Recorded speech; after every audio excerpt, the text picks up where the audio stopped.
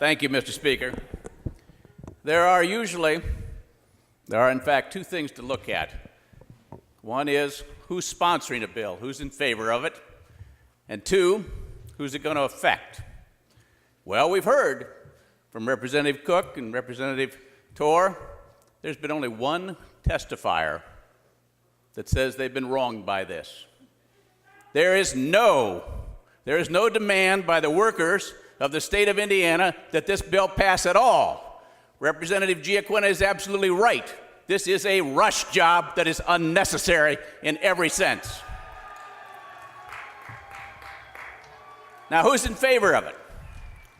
You may hear from the governor on TV and from your Chamber of Commerce, this is a little bitty thing.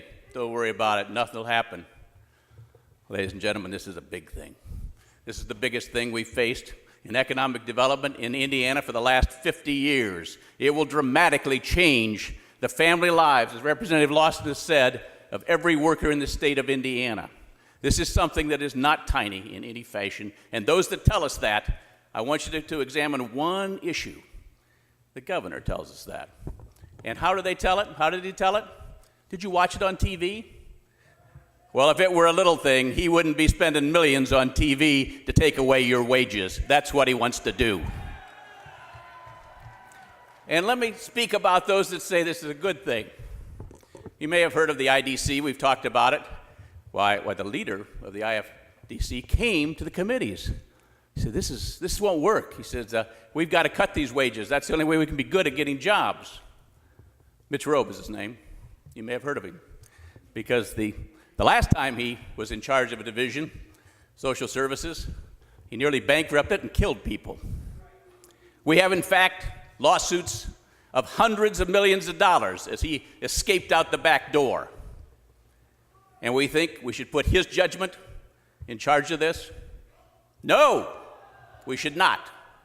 And the governor, God bless him. I wish him well in life in every sense. He's a good fellow in many ways. But let me tell you one example, and it came to mind yesterday when he spoke.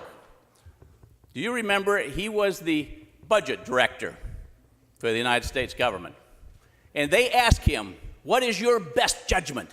You've been in charge of these numbers. You've been looking at these things. You've worked with Congress. How much do you think the Iraq war is going to cost, Mr. Budget Director?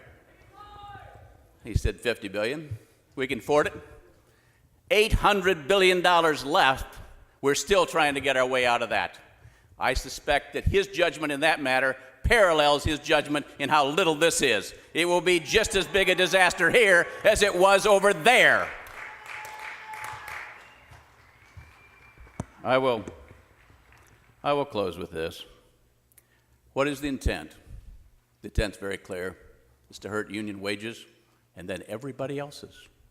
As has been pointed out, unions help all wages. Those that say this is just a little matter should read that chart that Representative from Indianapolis passed out with right-to-work states. The average right-to-work state wage, $7, $8. $7 to $8. Read the chart. You want to live on that? You want your kids to live on that? You want your grandkids to live on that? Well, if this passes, you better, by God, get ready for your grandkids to live on that, because that's exactly what's going to happen here. They will reduce every wage. This is an unmitigated disaster that should not be allowed to stand in any fashion. Some of you have already made up your minds, probably most of you. And we won't know overnight. Representative Ellsberg is right. But you watch. Next year it'll go down, and the year after that it'll go down, and the year after that it'll go down.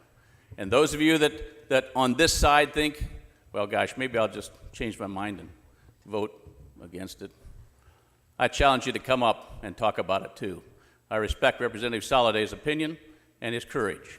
If others are going to vote against it, I hope they'll do the same thing. Thank you. Representative Godsky.